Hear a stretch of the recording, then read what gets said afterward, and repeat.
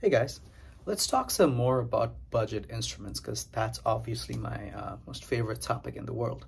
So when I look at all these multiple guitar channels in YouTube that are dedicated to modding parts casters or reviewing budget guitars, I often find that the primary focus on extracting the most out of an instrument is basically divided into two parts.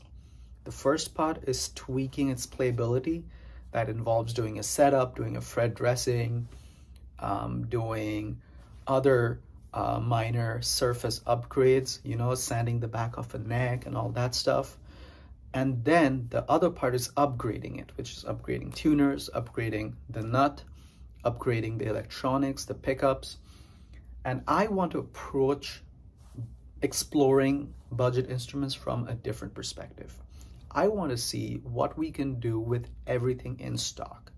Are there certain mods or are there certain additions we can put on our budget instruments, our budget guitars to make them sound better without replacing any of the parts? So for this video, I used a Donner EQ Seeker pedal. It is a multi-band EQ pedal, and my objective with this was to make my budget Stag single coil guitar. It does have Alnico pickups in it, which is always nice.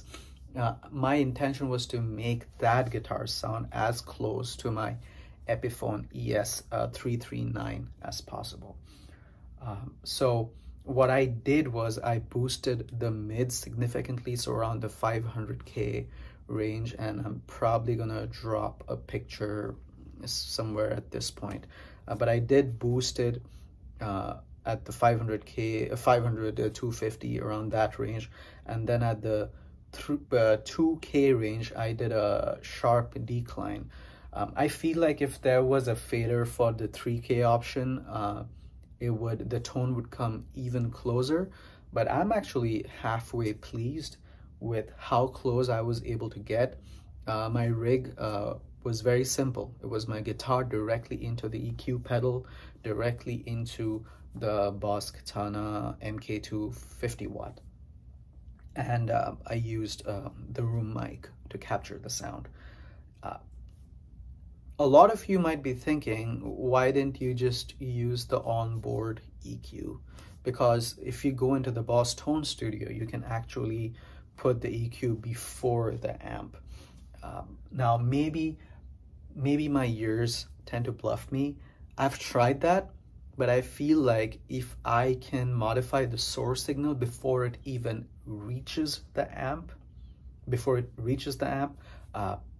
it has a more noticeable effect than using the modeling onboard EQ, which is also great, don't get me wrong, and I'm sure with enough tweaking you can get close results. But personally, I'm not a fan of tweaking. I really hate it. So I like to go plug and play, and it's nice to have those little faders in front of me. So without further ado, check out these tones.